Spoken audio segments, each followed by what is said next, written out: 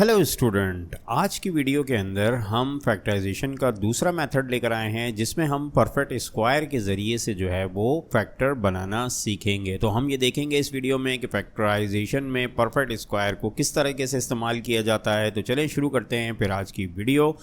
आप सबको the creator college के यूट्यूब चैनल में खुशामदीद और मैं आपका टीचर साजिद अकरम, जिसका मानना है कि मैथमेटिक्स एक गेम है और मैं आप लोगों को ये गेम खेलना सिखाता हूँ।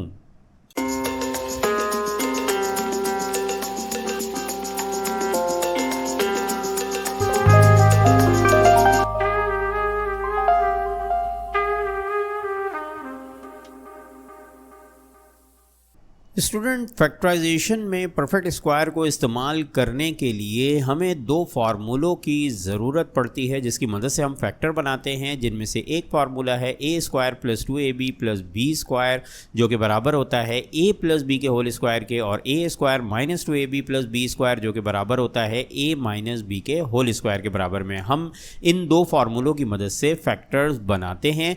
तो ये फार्मूले तो हमें याद ही होंगे, लेकिन इन फार्मूलों को फैक्टर में कैसे इस्तेमाल किया जाएगा उससे पहले हमें इस फार्मूले को पहले थोड़ा सा समझना होगा कि ये फार्मूले जो हैं यानी कि इसको हम ऐसे कैसे लिखते हैं और इससे फिर हम फैक्टर किस तरह से बनाएंगे। इन फार्मूलों के अंदर दो अहम चीज़ें ये होती हैं कि यहाँ पर अगर आप देखेंगे दोनों फार्मूलों के अंदर यहाँ पर ये ए स्क्वायर दोनों में मौजूद है, इसी तरह से यहाँ पर ये प्लस का बी स्क्वायर दोनों में मौजूद है। ठीक है जी, तो ये दो चीज़ें हमारे पास होती हैं और साथ ही साथ तीसरी चीज़ जो दोनों फार्मूलों के अंदर कॉमन है वो ये है 2ab। बीच में प्लस माइनस हो सकता है, अगर यहाँ पर प्लस होगा तो फिर फार्मूले में भी हम यहाँ पर क्या करेंगे, प्लस लगाएंगे। ठीक है, और अगर हमारे पास यहाँ पर माइनस होगा तो फिर हम फार्मूले में भी माइनस लगाएंगे। ठीक, तो ये हमारे पास जो है ये फार्मूला इस्तेमाल किया जाएगा। अच्छा जी, अब देखिए यहाँ पर जो चीज़ हमें समझनी है वो ये है कि इन दोनों फार्मूलों को इस्तेमाल करने के लिए ये जो दो टर्म्स हैं, यानी कि ये वाली पहली और लास्ट वाली टर्म जो है, ये दोनों के दोनों परफेक्ट स्क्वायर होनी चाहिए। मतलब ये टर्म्स अगर परफेक्ट स्क्वायर नहीं होंगी तो फिर हम इस फार्मूले को नहीं इस्तेमाल कर सकते। यानी जैसे अगर तीन टर्म्स हम ले लें और इनमें से कोई एक टर्म ना हो, जैसे फॉर एग्जांपल मैं अगर आपसे कहूँ कि ए स्क्वायर हो और ए स्क्वायर हो और प्लस का 2ab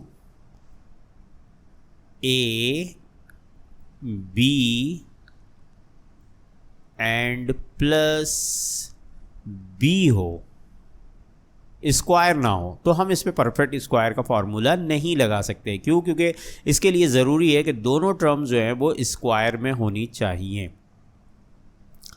तो ये फार्मूला बनता कब है? जब दो टर्म्स जो हैं वो स्क्वायर में होंगी और बीच में उन दोनों के प्रोडक्ट का ट्वाइस हो।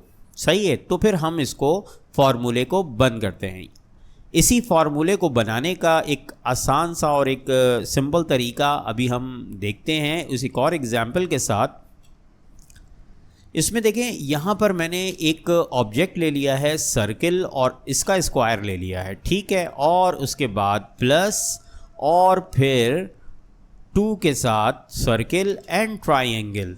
ठीक है, और उसके बाद फिर ट्राइंगल का स्क्वायर ले लिया है। तो देखिए ये बिल्कुल वैसे ही मैंने A square plus 2ab plus B square की शक्ल में लिया है इसे। तो जैसे कि हमें पता है कि A square plus 2ab plus B square जो होता है वो a प्लस बी के होल स्क्वायर के बराबर होता है। लिहाजा यहाँ पर a की जगह पे सर्किल है और b की जगह पे ट्राइंगल है। लिहाजा हम अगर इसको परफेक्ट स्क्वायर बनाना चाहेंगे तो हम क्या लिखेंगे, सर्किल प्लस ट्राइंगल का होल स्क्वायर। ठीक है जी, और अगर यहाँ पर माइनस है तो फिर हम माइनस भी लगा सकते हैं। ठीक है, तो ये हमने इस तरीके से इसको बनाना है। तो यही तरीका, यही चीज़ जो है हम फैक्टर्स बनाने के लिए इस्तेमाल करेंगे। उम्मीद है आप लोगों को ये मेरी एग्जाम्पल बहुत अच्छी तरह से आपका कॉन्सेप्ट जो है उसने क्लियर कर दिया होगा। चले, अच्छा, इस एग्जाम्पल के बाद हमें ये चीज़ अच्छी तरह से समझ में आ गई कि परफेक्ट स्क्वायर बनाने के लिए हमें क्या क्या चीज़ों की ज़रूरत होती है। तो सबसे पहले तो हमें ज़रूरत होती है दो परफेक्ट स्क्वायर की, यानी जिसे हम ए स्क्वायर और बी स्क्वायर ले सकें, और फिर बीच में जो है वो इन्हीं दोनों के प्रोडक्ट का ट्वाइस चाहिए होता है। और बीच में जो है इन दोनों के साइन प्लस माइनस की कुछ भी हो सकती है, अगर प्लस होगी तो प्लस का साइन इस्तेमाल करेंगे, माइनस का होगी तो माइनस का साइन इस्तेमाल करेंगे। अगर ये इस तरीके से लिखी हुई है तो इसको हम कैसे लिखेंगे? हम लिखेंगे इसे a प्लस बी या माइनस बी का होल स्क्वायर। ठीक है, ये यहाँ पर आप देख सकते हैं कि इसको हम इस तरीके से लिखेंगे। अब यही चीज़ हमें पता चल चुकी है कि क्या चीज़ हमारे लिए ज़रूरी है। अब हम इसकी मदद से सवाल को सॉल्व करना सीखेंगे और हम ये सीखेंगे कि किस तरीके से फैक्टर बनेंगे। तो जनाब यहाँ पर एक सवाल हमारे पास आ चुका है, ये है 4a square plus 12ab plus 9b square. इसको हमें परफेक्ट स्क्वायर की मदद से करना है। तो यहाँ पर देख सकते हैं कि दो टर्म्स यहाँ पर परफेक्ट स्क्वायर में लिखी हुई हैं, 4a स्क्वायर और 9b स्क्वायर। 4a स्क्वायर को हम लिख सकते हैं 2a और 9b को स्क्वायर को हम लिख सकते हैं 3b का स्क्वायर। तो ये देखिए हमने इन दोनों को जो है वो स्क्वायर में लिख दिया है। ठीक है, अच्छा, अब इसके बाद जो है बीच में हमारे पास जो है वो इन दोनों टर्म्स के प्रोडक्ट का ट्वाइस होना चाहिए, यानी कि 2a और 3b के प्रोडक्ट का ट्वाइस। यानी इसको देखें, हमने इस तरीके से लिख दिया। अब अगर हम इसको देखें तो 3 2 ज़ा 6 2 ज़ा 12, तो देखें बीच वाली टर्म जो है 12ab बिल्कुल वही लिखी हुई है, उसको हमने ब्रेक कर लिया यहाँ पर इसी चीज़ को।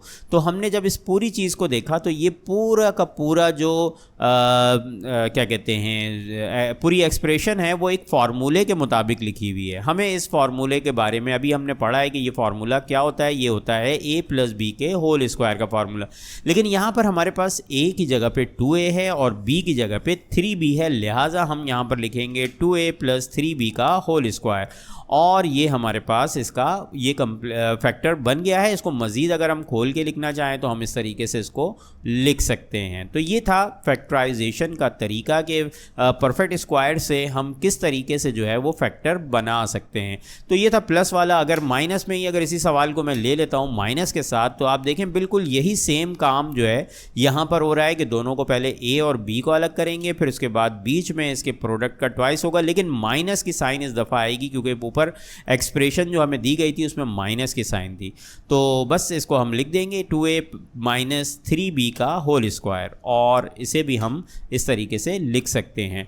तो ये था तरीका फैक्टराइजेशन में परफेक्ट स्क्वायर वाले मेथड को इस्तेमाल करने का, या परफेक्ट स्क्वायर के मेथड से फैक्टर बनाने का तरीका। उम्मीद है आप लोगों को ये तरीका समझ में आ गया होगा, और ये वीडियो आप लोगों को कैसा लगा आप लोग ज़रूर मुझे बताइएगा। मैं आप लोगों के कमेंट्स का इंतज़ार करूंगा। तो चले जी, फिर एक नई वीडियो के साथ दोबारा हाजिर होंगे। तब तक के लिए आप लोगों से इजाज़त चाहता हूं। अल्लाह हाफिज़।